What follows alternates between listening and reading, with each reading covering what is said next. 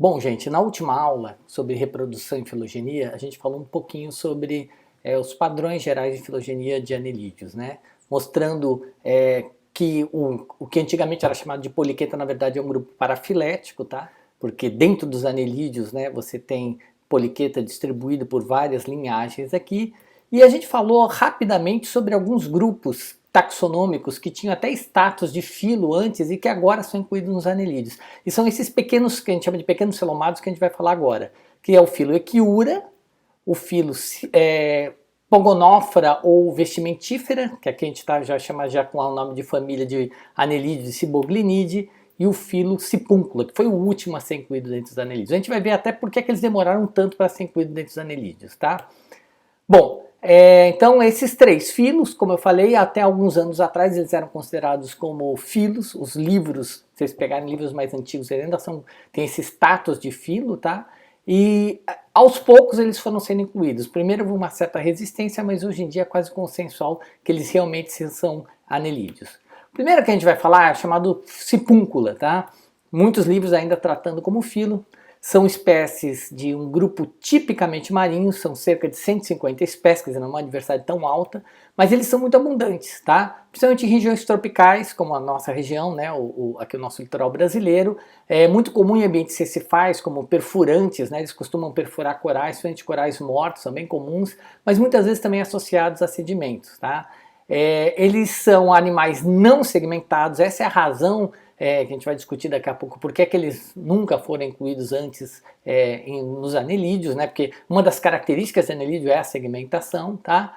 E eles têm uma característica que é uma probóscide, não chega a ser uma probóscide, o trato digestivo ele inverte, tá? Totalmente. Então você mal sabe onde começa a cabeça e termina. A gente vai mostrar isso na figurinha, é o que a gente chama de uma introverte. No caso dos anelídeos, a gente via que essas faringes ou essas probóscides, geralmente elas eram ventrais, eram embaixo, a cabeça está aqui, isso vem aqui. Aqui não, ele é uma coisa só, tá? A gente vai ver isso depois com uma certa calma. Então aqui eu tenho uma aparência geral de um sipúncula, né? Ele parece tem alguns livros que chamam de verme amendoim, mas na verdade em português ninguém chama isso, porque parece aquela casquinha de amendoim por causa da aparência aqui da epiderme deles. E aqui a gente tem a região anterior e a tal da introverte que a gente vai falar daqui a pouco. Então aqui eu tenho introverte parcialmente invertida com tentáculos e essa aparência aqui que eu falei para vocês, tá? Parece umas nervuras aqui que são frutos da musculatura, que são musculatura longitudinal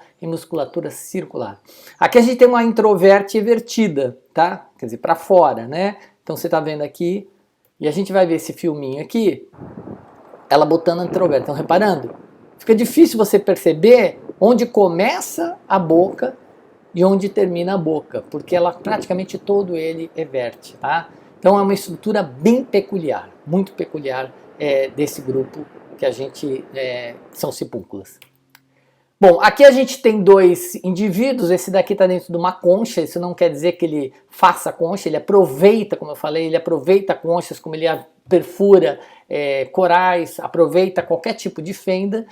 E aqui essas duas espécies estão com os tentáculos, estão com a introverte expandida e os tentáculos à vista. Então, uns têm tentáculos ramificados, uns mais do que menos. E uma peculiaridade muito importante é essa posição lateral do ânus. O ânus não é terminal. O ânus, ao longo da embriologia, ele migra. Isso é uma adaptação, principalmente por eles viverem em galerias. É uma forma dele jogar sempre as fezes para fora das suas galerias, tá? Um corte na parede do corpo, a gente nota por que ele tem aquela aparência que a gente viu lá, parece parece umas nervuras do amendoim, né? Que são os pacotes musculares. Então a musculatura, tanto longitudinal quanto circular, que vocês estão vendo aqui a circular e a longitudinal, elas são nesses pacotinhos aqui. E aqui eu tenho, é curioso porque esses animais, eles têm um celoma muito espaçoso, mas muito espaçoso mesmo. Você abre ele é um grande vazio. Mas além daquele vazio que é o celoma, eles também têm canais celomáticos na epiderme. Então a epiderme deles é muito grossa, tá? Na parede do corpo, desculpa. A parede do corpo é muito grossa, tá? Então você tem esses canais epidérmicos e aí o celoma se comunica com esses canais. Então é como se tivessem dois celomas, um no corpo e um na parede corpórea, tá? Alguns sipúncula apresentam uma denticulação são dentículos quitinosos que se formam na base da introverte. Aqui a gente tem alguns desenhos aqui mostrando o grau desses dentículos, que são esses que vocês estão vendo aqui, ó, em pretinho, não sei se estão reparando aqui, e estão vendo aqui nessa figura, nessa região aqui, tá? Isso é bem característico também deles. Como eu falei, quando você abre um sipúnculo, ele é muito oco, tá? Então você tem uma boca, um trato digestivo longo, enrolado, bem enrolado, e um ânus lateral. Então ele tem uma grande área de digestão, porque geralmente esses animais eles são depositivos, eles comem sedimentos, então eles precisam de uma grande área para digestão. Tá? Eles não têm sistema circulatório nenhum. O celoma assume totalmente essa função. Não tem nenhum tipo de vaso, nenhum resquício de vaso, tá? E como eles também não são segmentados, eles não têm aquela série de nefrídeos para fazer a excreção e a regulação osmótica. Eles têm só um par de nefrídeos gigantes aqui na região anterior, tá? Que vão acumular função tanto excretória como reprodutiva. Isso porque os gametas se formam na parede do corpo, maturam no celoma e depois ficam armazenados aqui no nefrídeo quando vão ser jogados para fora do corpo, já que a fecundação deles é externa ao corpo, tá? Como boa parte desses invertebrados marinhos e como no caso, por exemplo, que a gente viu nos anelídeos dos poliquetos, que é muito comum isso com os poliquetos, né? A formação de gametas na parede do corpo e eliminação eliminação do corpo, né, quer dizer, ele vai para fora do corpo, né, através de para que a fecundação seja externa, tá? E nessa fecundação externa eles vão acabar produzindo larvas que a gente vai falar daqui a pouquinho. Aqui eu tenho um outro sipúncula, tá? E aqui a gente tem uma estrutura que é única dos sipúnculas, muito curiosa, que é chamada células urna. Elas são células que brotam na parede do celoma e elas ficam com esses cíliozinhos, elas ficam como se fossem varrendo, tá? Então elas ficam nadando e varrendo o celoma. Depois que elas estão saturadas aqui de detritos, elas chegam até o nefrídeo e do nefrídeo elas são eliminadas. É como se fosse uma vassoura ambulante que depois você joga fora junto com o lixo, tá? E esse nome células urna vem por causa desse formato, que parece aquelas urnas pré-colombianas, né? Vocês estão vendo, notando aqui. E é uma coisa muito curiosa. Imagine um animal que produz uma célula para varrer o corpo e depois ele joga fora a própria célula. Aqui eu tenho um detalhe então desses nefrídeos, né? Esses nefrídeos, na verdade, eles são mixonefrídeos, que a gente já viu. Eles são formados pela fusão de um metanefrídeo com um celomoduto, mas no caso, apenas um par para o animal inteiro. Nos demais anelídeos a gente via que eles eram segmentares. Aqui é um único. Embora em alguns poliquetas, tubículas, que a gente falou rapidamente, eles também podem ser reduzidos a um par ou poucos, né? Então essa tendência que a gente viu em alguns anelídeos, ela é bem típica dos sipунculídeos, tá? E eles são abertos, né? Então eles são um mixonefrídeo, mas a partir de um metanefrídeo, porque eles são abertos, então os excretas, assim como os gametas, podem sair por aqui. O sistema nervoso é muito parecido com os anelídeos, você tem um gânglio, eles são anelídeos, tá? Mas muito parecido com os anelídeos tradicionais, tá? Porque eles têm esse parzinho de gânglios cerebrais, um conector e um cordão nervoso ventral. A diferença é que nos oligoquetos, nos poliquetos neuridinos, você tinha gânglios segmentários. Como eles não têm segmento, o cordão nervoso é um só. Mas a estrutura da região anterior é muito parecida, tá? E existe também uma grande concentração de órgãos sensoriais da região na cabeça, e um deles é o chamado órgão nucal, que é um órgão quimiosensorial que a gente já tinha visto em poliquetas, né? Então, antigamente acreditava-se que era uma convergência, mas hoje, como nós estamos vendo que os sipúnculas são anelídeos, é possível que seja uma sinampomorfia de alguns grupos, tá? Esses órgãos sensoriais concentrados, quimiosensoriais, na região da cabeça. As larvas, né, depois que os gametas se encontram, eles têm sexos separados, as larvas são flutuantes e elas têm aquela mesma estrutura chamada de larva trocófora, tá? Que a gente viu nos demais anelídeos, né? Com essas bandas ciliares, esses tufos ciliares, fica nadando até encontrar um substrato adequado. No desenvolvimento, uma curiosidade é essa questão do trato digestivo. Você vê que a boca, o trato digestivo e o ânus, tá? E reparem que o ânus já está migrando. Aqui num estágio mais avançado da larva, o ânus já está aqui do lado e quando ele vira adulto, o ânus fica aqui em cima. Isso realmente é uma característica única, tá? Nenhum outro anelídeo tem esse ânus lateral, tá? Mas a gente vê embriologicamente a formação deles aqui. Bom, o outro grupo que a gente vai ver, ele, apesar de algumas similaridades do sipúnculo, eles sempre foram considerados à parte, porque o que eles têm de similar, eles têm de primitivo, que é a mesma coisa que eles tinham com os anelídeos. E o que eles têm de diferente, eles têm de características únicas. Então, o Echiura, por muitos anos, foi considerado também um grupo separado, mas foi o primeiro dos grupos desses pequenos celomados a ser incluídos nos anelídeos, tá? Porque eles têm uma característica que o sipúnculo não tem, que é a presença de cerdas, tá? São cerca de 200 espécies, também não é uma diversidade muito grande. A grande maioria são marinhos e estuarinos, sipúnculo exclusivamente marinho, e os equiuras geralmente vivem em sedimentos, tá? Eles são eles têm uma variação morfológica um pouco maior que o sipúnculídeo, até porque eles têm ambientes, a gente vai ver, estratégias alimentares diferentes. Também não são segmentados. E ao invés da tal da introverte, eles têm o que a gente chama de uma probóscide dorsal. Essa probóscide, o nome parece, nesse caso você pode até pensar num elefante. Lembra? O elefante tem a tromba e a boca está aqui, né? Isso aqui é a probóscide do elefante. No caso do Echiura é parecido. É uma estrutura, mas a boca é ventral, tá? E essa estrutura ela não é invaginável, ela é uma estrutura dorsal ao corpo, tá? Ela fica lá estendida. Você pode até ver o animal recolher, mas se ele recolheu para a galeria. Ele não coloca para dentro, que nem a gente viu naquele filminho lá dos sipúnculídeos, tá? Bom, aqui a gente tem o Echiurides, você vê que a aparência é bem diferente, eles não têm aquela aparência, aqueles feixes musculares cruzados, em geral o que eles têm é meio enrugado, e essa, tá vendo, parece uma gola aqui, que vocês estão vendo aqui, isso aqui é uma probóscide, nesse caso uma probóscide reduzida, porque esse é um bicho cavador de sedimento, que é um filtrador. A gente vai ver que nos animais depositívoros ela é grande, às vezes muito grande, tá? Então aqui um outro exemplo é o gênero Urex, com essa probóscidezinha aqui, tá? E aqui eu tenho uma outra forma que já tem uma probóscide bem maior, então como eu falei, a boca está aqui, a probóscide fica por cima, assim, tá? Aqui é a mesma coisa, ó, o corpo, a probóscide, e vocês notando aqui um par de cerdas, tá? Um par só, tá? Mas são cerdas muito, muito parecidas com as cerdas dos poliquetas, tá? Só que os poliquetas têm muitas, tá? Os oligoquetas têm poucos, mas a estrutura deles está mais para poliqueta do que oligoqueta. São cerdas quitinosas, só que é um par só, e grandes, tá? Então tem um de cada lado e com a mesma estrutura aqui, tá? Aqui a gente tem as duas formas mais distintas de alimentação. Então aqui aqueles que têm probóscide curta, eles formam como se fosse uma bolsa de muco.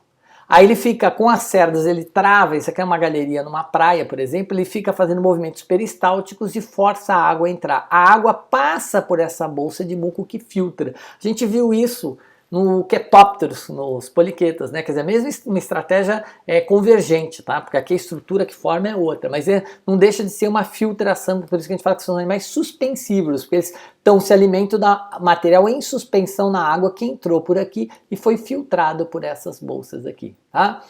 Uma outra estratégia é esse daqui, que ele está enterrado e a probóscide é uma probóscide gigante, aqui no caso ela é até maior que o próprio corpo, tá vendo? E ela tem uma canaleta interna ciliada, então ela secreta muco, ela bate o cílio, joga a matéria orgânica que está no sedimento aqui e leva para a boca. A gente viu isso também, uma coisa muito parecida nos poliquetas, nos chamados depositívoros de superfície, tá? Então, a gente tem as duas estratégias bem distintas. Já a sipúncula ele era menos variado em termos de estratégias alimentares, tá? Quando a gente abre um Echiura, a gente nota o grande vazio também, só que tem algumas diferenças, tá? A gente nota também um par de nefrídeos únicos, que nem no sipúncula, mas a gente já viu que alguns poliquetas também tem. E eles têm um cordão nervoso ventral, mas uma curiosidade é que os Echiura têm vasos, inclusive um sistema de vasos que irriga a probóscide, tá? Então, apesar de um celoma espaçoso, ele tem vasos em paralelo, coisa que sipúncula não tem, tá? E, curiosamente, os nefrídeos, embora muito parecidos, homólogos com os do sipúncula, eles só têm basicamente, eles têm mais uma função reprodutiva, tá? Só não, excretória e reprodutiva, osmorregulatória. Mas eles têm uma outra estrutura excretória que é única deles, que são essas chamadas vesículas anais, que são vesículas que se ligam aqui, ó, na região próximo do ânus, tá? E elas têm como mais ou menos, aqui ó, tá vendo aqui ó, parecido com metanefrite, tá vendo essas ramificações? Aqui é como se fossem funizinhos em que elas filtram o líquido para cá. Não é um metanefrídeo, tá, gente? Porque é uma estrutura que tem uma outra origem, uma origem do tubo digestivo, mas que tem a função de fazer a excreção e a regulação osmótica em paralelo com os nefrídeos ali em cima. Outra coisa que chama atenção aqui é que a gente tem, por exemplo, aqui eu tenho um trato digestivo simples com ânus terminal. Essa é uma diferença grande, né? O sipúncula tem ânus lateral. E aqui a mesma coisa, o ânus é terminal, mas ele é enrolado. Então isso depende muito do tipo de alimentação. Geralmente os suspensívoros têm um trato digestivo reto, porque eles já têm um alimento, o alimento deles já vem filtrado, já vem compactado, já vem uma quantidade relativamente pequena, né? Então praticamente ele só pega o que é matéria orgânica. Esse aqui não. Os depositívoros, na verdade, eles comem muito sedimento também. Então, eles precisam ser enrolados, que nem no caso do sipúnculo, e aí, por ser enrolado, passa a areia junto com a matéria orgânica, eles absorvem o alimento e defecam a areia. Então, uma diferença entre a estrutura do trato digestivo em função do tipo de alimentação, tá? Esse aqui é um caso, eu vou falar um pouquinho sobre reprodução. Esse daqui chama-se Bonellia. Esse aqui é uma foto numa bandeja, esse bicho mais ou menos tinha esse tamanho, o tronco dele, tá? Eles são muito comuns em mar profundo e alguns oceanos rasos, mas mais comuns em mar profundo. O que esse animal tem de peculiar? Bom, eu vou botar um videozinho aqui, ó, vocês estão vendo aqui. Isso aqui é o tronco, isso tudo aqui, ó, a probóscide, tá? Isso aqui é uma fêmea. A Bonellia é um grupo curioso porque ela aparece muito em livros de genética, como um exemplo de um animal que a determinação do sexo não é genética, tá? É uma determinação ambiental. Como é que funciona isso? Porque eu tenho uma Bonellia que foi, é o mesmo bicho aqui, ó. Eu tenho uma Bonellia que foi arrancada do fundo do mar. Ela geralmente está enterrada com esse tronco que vocês estão vendo aqui, ó. Fica enterrado, tá? Ela foi desenterrada, só para vocês estão vendo aqui. Aqui tem um desenho. Isso aqui é a fêmea, tá? Então ela está lá enterrada com essa probóscide se alimentando. Aí o que acontece? Ela é uma fêmea. Vem uma larva da mesma espécie. Essa larva cai em cima da probóscide ou cai no sedimento. Se ela cai no sedimento, ela vai metamorfosear em uma outra Bonellia fêmea, igualzinha a ela. Se ela cai em cima da tromba, ela é engolida e ela vai metamorfosear em um macho anão, muito pequeno. Isso aqui, gente, é o macho, só que o macho não é desse tamanho não, isso aqui ele está exagerado, ele é menor que uma dessas verruguinhas aqui. Então, se ela cai, a larva não tem sexo, ela assim, ela está lá nadando, se ela cair no sedimento ela vira fêmea, se ela cair numa probóscide, ela vai metamorfosear em macho. Então, quem determina o sexo é onde a larva cai. Então, por isso que é uma curiosidade bem interessante, mas desse gênero, que se chama Bonellia, tá? E a larva deles é uma larva também trocófora, tá? Muito parecida com a larva dos sipúnculas e dos anelídeos, na casa dos poliquetos, que são os que têm larva, e tem já, vocês estão vendo aqui, os dois parzinhos de gancho, tá? Isso aqui é musculatura, ela não é segmentada. Os equiuras não têm evidência nenhuma de segmentação, tá? A princípio, que se imagina, por isso que eles demoraram a ser incluídos os anelídeos, por não ter os anéis, porque não tem os segmentos. Acredita-se e vê que eles têm, as estruturas que os anelídeos têm, os demais anelídeos têm segmentares, eles têm únicas. Então, imagina-se que seja um caso de um anelídeo que perdeu a capacidade de produzir segmentos. Tá? Houve alguma mutação ali que ele perdeu essa capacidade. É como se fosse um anelídeo de um segmento só. E uma das evidências seria a presença dessas cerdas que são homólogas a dos poliquetos, por exemplo. Tá? Bom, o último grupo que a gente vai ver, esse grupo tem uma história, eu vou falar pouco da biologia, vou falar mais da história porque é bem curiosa. Ele foi descrito como um filo chamado Pogonó, foi o último filo a ser descrito, foi o último filo animal, que já agora não é mais filo. Depois ele foi dividido em um outro filo, apareceu um novo grupo deles, aí criaram um novo filo chamado Vestimentífera, e hoje a gente chama de Ciboglinidae, mas aí vem a curiosidade, Ciboglinidae é um nome antigo, porque é o seguinte, no final do século XX, foi a época das grandes expedições oceanográficas, foi o início de uma área do conhecimento que é o que a gente chama hoje de oceanografia, né? Foram grandes expedições. Começou com uma expedição famosa do Challenger, que era uma expedição inglesa, um navio que deu 3 voltas no globo durante anos, tá? 2 voltas, desculpe, durante 3 anos. Outros navios, até a própria história do Darwin, né? Que estava num navio como naturalista, só que o Challenger foi diferente, ele não era um navio que tinha um naturalista a bordo, era um navio que foi mandado para fazer pesquisa. Foi o primeiro navio de pesquisa oficial. Além do Challenger, começou a ter uma certa competição, então o Challenger era inglês, os franceses também tinham seus navios, tinham o Hirondelle, os alemães, o Meteor, o Ciboga, então russos, aí um monte de gente começaram a mandar navios para fazer pesquisa oceanográfica e começou a dragagem nas grandes profundidades. E nessas dragagens apareceu esse bicho aqui, que era um bicho que na época o pessoal nem achava que era bicho. Muitos desses animais coletados, dragados no fundo, eles eram jogados no convés, eram fixados e depois o pessoal olhava e falava, isso deve ser tentáculo, porque ele era maciço, tá? Quase maciço. Alguém teve até curiosidade de abrir e falar, não tem tubo digestivo, deve ser tentáculo de alguém, isso foi ficando lá. Até que surgiu um pesquisador francês que estava num navio alemão, que recebeu material do navio alemão e na década de 30, mais ou menos, um pouquinho antes, e ele, os primeiros animais que ele pegou dele, falou, não, isso daqui não é um tentáculo, isso aqui é um animal. Só que é um animal que não tem trato digestivo. Como é que não tem trato digestivo? Porque ele é muito fininho. Então, ele é tão fininho, esse daqui aqui não dá pra ver, mas ó, 3 milímetros. Na verdade, ele tem mais ou menos esse tamanho e ele é quase a espessura de um fio de cabelo. Então, ele tem tanta área de absorção que ele nem precisa ter trato digestivo.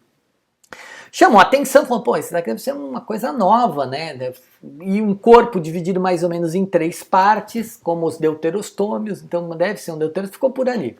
Teve um russo, chamado Ushakov, que também começou a estudar esses animais, mas falou, poxa, mas esse bicho aqui tem uns tentáculozinhos, aqui parece um poliqueta, eu acho que isso aqui é um anilídeo.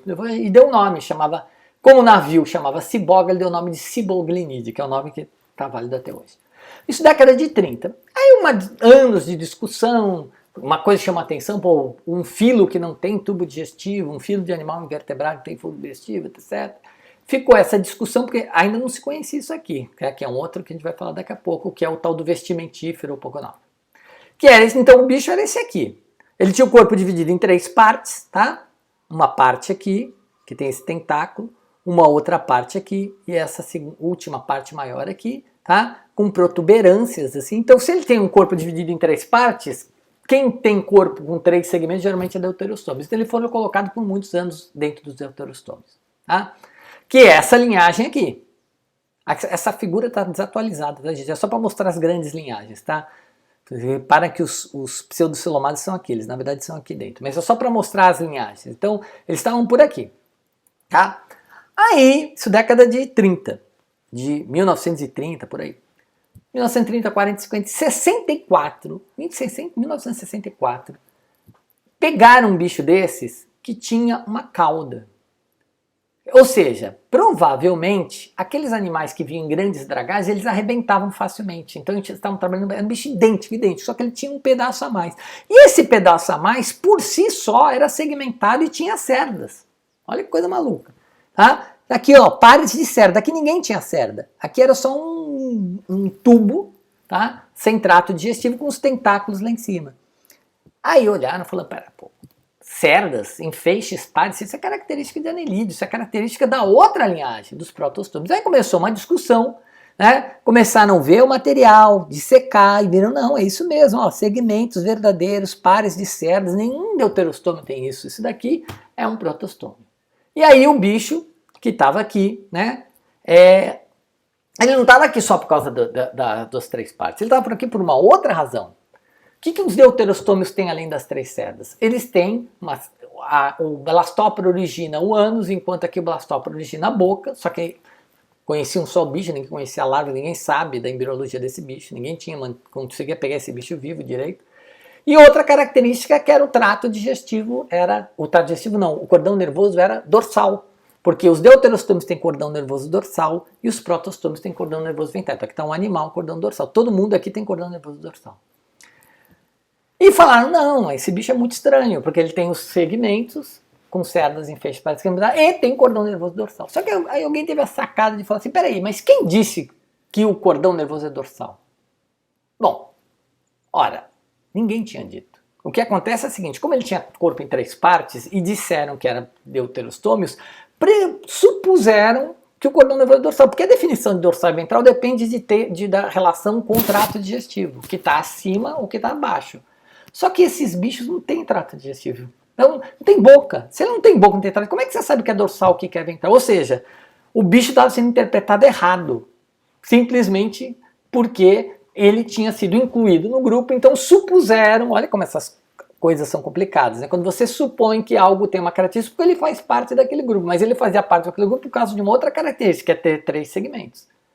Só que agora você descobre que não tem 3 segmentos, ou seja, esse bicho, ó, em alguns anos ele mudou de linhagem, bastou rodar na placa de Petri e aí o cordão que era dorsal passou a ser ventral e ele deixou de ser deuterostome e passou para protostome. Fez a maior migração da história da zoologia, né, da filogenia animal. Bom, isso não foi tão, tô brincando aqui, não foi tão consensual assim, teve muita discussão por muitos anos, mas hoje em dia, quer dizer, hoje em dia não, já há muitos anos já se aceita que eles eram sim verdadeiros protostomes, mas ainda com status de filo, tá? Até que, na década de 70, anos 70, depois mais intensamente nos anos 80, começaram as grandes expedições às grandes profundidades oceânicas. Os primeiros começou com batiscafo, depois com submarinos não tripulados, depois submarinos tripulados. E nessas expedições foi descoberto, quem for fazer biologia marinha vai estudar isso muito bem, um ambiente que foi considerado um ecossistema novo, que era chamado fontes hidrotermais. Hoje em dia tem outros tipos de fontes, mas na época a grande novidade era... Porque hidrotermal, água quente. Eram fontes de água que a temperatura chegava a 375 graus centígrados. Alguém vai falar, professora, 300 graus centígrados não é água, é vapor. Mas, gente, isso aqui é no fundo do mar, a mais de 1000 metros. Aí a pressão é tanta que ela a 370 ainda é água. Então o que acontece? Eu não vou entrar nas questões químicas, porque aqui é coisa bem complexa, mas basicamente é o seguinte, você tem uma região, algumas regiões no fundo do mar são muito instáveis, então elas têm frestas, até por causa da tectônica de placas. A água entra por uma dessas frestas, a água do mar entra, vai descendo, vai descendo, vai descendo, vai chegando lá para baixo, até que ela vai sendo esquentada. Lembra que o centro da Terra é quente, né? Não vai até o centro da Terra, mas bem para lá ela é muito quente. E aí essa água quente sobe e vai sair. Quando ela sobe com essa alta temperatura, ela traz um monte de coisas dissolvidas, um monte de substâncias reduzidas dissolvidas. Quando ela aflora, ela entra em contato com uma água gelada, 4 graus em geral, 2 graus, varia não mais do que 4, entre 2 e 4. Aí ela encontra aquela água e naquele resfriação, no momento que ela é resfriada, que é muito rápida, a água tem uma grande capacidade, um grande calor específico, né, rouba a temperatura, ela absorve a temperatura sem mudar muito a temperatura dela, então ela rapidamente, ao ser resfriada, sofre uma reação de oxidação, e isso, essas substâncias são oxidadas, com isso produz energia. Então era uma fonte de energia nova. E nessas fontes hidrotermais, como é que descobriram isso? Porque nas fontes hidrotermais, em volta delas, era cheio de bichos. E as pessoas, como é que esses bichos no fundo do mar comem? O que tem para eles comerem? Não tem luz, não tem quase alimento. Claro, existe uma fonte de energia ali, que é essa fumacinha que vocês estão vendo aqui. E um desses bichos, vários bichos eram grupos conhecidos, tá? Moluscos, crustáceos, anelídeos. Mas existia esse bicho que tinha mais de 2 metros. Um tubo calcário dessa espessura, tá? E uns tentáculos vermelhos, tá? Que é esse bicho aqui, tá? Chama-se rift, esse gênero aqui. Aqui a gente tem até uns moluscos no tubo dela. E ela ficava muito próxima da fronteira termal. Quando viram isso, ninguém tinha a menor noção do que ia. Parecia um anelídeo, mas ninguém sabia. Aí pegaram e olharam e falaram... começaram a ver aquela estrutura da cabeça com um tentáculo, mais uma parte do corpo, um corpo segmentado com o cérebro, falando isso daí é um pogonófora. Além de tudo, ele era dividido no meio. E ele tinha, como ele tinha essa tentáculozão grandão, esse negócio vermelho que vocês viram aqui, ó, essa estrutura aqui, que tem até uma outra figura melhor aqui, ó, no comecinho da aula, que é isso aqui, ó. Isso aqui é mais ou menos desse tamanho, tá? Só essa parte. Deram o nome de vestimentum, que era essa parte superior, toda essa parte anterior foi chamada de vestimento, e o grupo foi chamado de vestimentífera, tá? E aí alguém falou, não, isso daí não é um pogonófero, isso é uma coisa a mais, tá? Então deram esse nome de vestimentífera, tá? Isso década de 70, 80 e tal. Só que assim, pô, se ele é um pogonófora, agora a gente vai descobrir o segredo dos pogonóforos. Por quê? Porque gordo desse jeito, ele não pode não ter trato digestivo. Vão abrir o bicho. Abriram o bicho e descobriram que ele não tinha um trato digestivo. No lugar do trato digestivo, alguns, que eram várias espécies de sedimentífera, tinham um bastão de tecido, que chamam de trofosoma. Soma é corpo, trofo é comida. É um bastão, só que maciço. Ele não era oco, não era um trato digestivo que nem o nosso. É um bastão cheio de bactérias. Que bactérias? Bactérias que faziam a quimiossíntese, ou seja, eram elas que aproveitavam aquela energia antes da oxidação, quando a água trazia na substância, antes dela ser oxidada, aquela energia que era liberada era absorvida por essas bactérias. Então ele se alimentava das bactérias. E outros que não tinham esse trofossoma tinham tentáculos, e esses tentáculos estavam envolvidos no sedimento. E esse sedimento era cheio de bactérias quimiosintetizantes. Por isso que eles estavam sempre ali em volta, porque é onde tem a fonte de energia. Saiu dali, eles não tinham como sobreviver. Ou seja, os vestimentífera, ou alguns continuaram chamando de pogonófora, mantiveram a regra de que todo pogonófora não tem trato digestivo, porque eles também continuavam não tendo trato digestivo. Depois começaram a estudar a biologia do bicho, viram a embriologia, a larva, que eles tinham sexos separados, que tinha uma larva tipo trocófora, a embriologia não era muito parecida com os anelídeos, mas o fato de terem segmentos, pares, cerdas segmentares e vários segmentos sugeria fortemente que eles não só eram um protostome, mas provavelmente eram um anelídeo, provavelmente alguém muito próximo, inclusive dos poliquetas. Foi quando começaram os primeiros trabalhos de filogenia molecular e invariavelmente esses bichos caíam dentro dos anelídeos e junto com as demais famílias de poliquetas, como eles estão naquela filogenia que a gente viu no começo. Mas os pogonóforas não vieram ao mundo para passar despercebidos. Quando acharam que a história do pogonóforo estava encerrada, nos anos 2000, alguns pesquisadores estudando da Universidade da Califórnia, né, esse daqui era um poliquetólogo famoso, esteve no Brasil várias vezes, eles estudando na Universidade da Califórnia, acharam ossos de baleias. As baleias morrem, todo mundo sabe o que acontece quando uma baleia morre, né? Ninguém sabe, não, ela afunda. E algumas pessoas começaram a pensar, poxa, então lá no fundo, onde não tem alimento, onde não tem fonte hidrotermal, não tem comida. Não, mas será que essa baleia quando morre, uma baleia tem um ataque cardíaco, tá no meio do oceano, morreu, puf. Aí ela vai afundar, primeiro ela boia, depois ela afunda. Mas ela não chega na praia, às vezes ela é jogada, às vezes ela afunda. Quando ela vai pro fundo, aquilo é um monte de matéria orgânica, então aquilo vira um oásis. Então quando ela cai, um monte de bicho, decomposição, vira uma verdadeira oásis. Quando acaba toda a parte orgânica, fica só os ossos. Só que os ossos das baleias, gente, eles são muito gordurosos, então tem matéria orgânica ali. E começaram a perceber uma comunidade que vivia nos ossos de baleia. Isso que vocês estão vendo aqui é um osso de baleia. E nessa comunidade tinha uns bichinhos assim, uns tentáculos vermelhos que saíam, assim, uma coisa esquisita. O que é isso? Ninguém sabia nem que filo que era. Como já era um dos 2000, tá? Os pesquisadores não só começaram a ver a morfologia, mas também já pegaram e já sequenciaram e já foram ver o que era aquilo, né? Então essa coisinha que vocês estão vendo aqui, tá? Esses tentáculos. E o resultado, de novo, foi surpreendente. Isso que vocês aqui é o bicho fora do osso. Esse bicho, ele tinha um tubo, que é isso que vocês estão vendo aqui, esses tentáculos, e como se fosse uma raiz, parecia uma planta. Essa raiz que está em verde aqui, ó, fica dentro, isso tudo que vocês estão vendo, fica dentro do osso. É o ovário. Então isso é um animal, uma fêmea, tá? Que fica ali dentro, tá?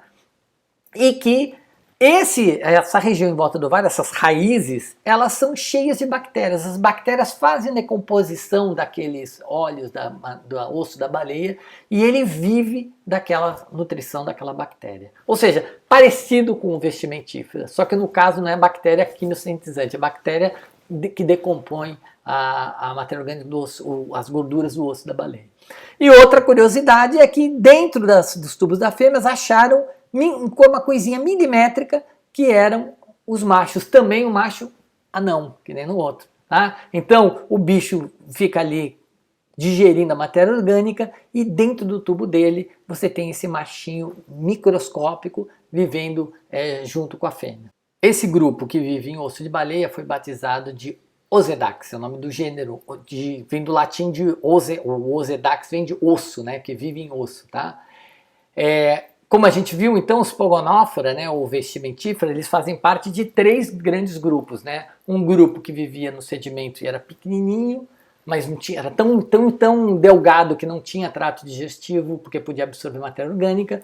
Um grupo grande, mas que vivia associado a fontes hidrotermais, onde ele se alimentava das bactérias que faziam que produzia energia, fazia a quimiossíntese a partir da redução daquelas águas quentes, né, que chegavam. E por outro lado, a gente encontra depois um outro grupo também sem trato digestivo, mas vivendo em bactérias que fazem decomposição do osso, tá? Esses 3 grupos, então, que chegaram a ser, pelo menos 2 primeiros foram filos separados, com as análises moleculares, com toda a morfologia, notou-se que, na verdade, eles realmente eram anelídeos e muito, muito ligados a um grupo aqui, essa aqui são algumas famílias de poliquetas, tá?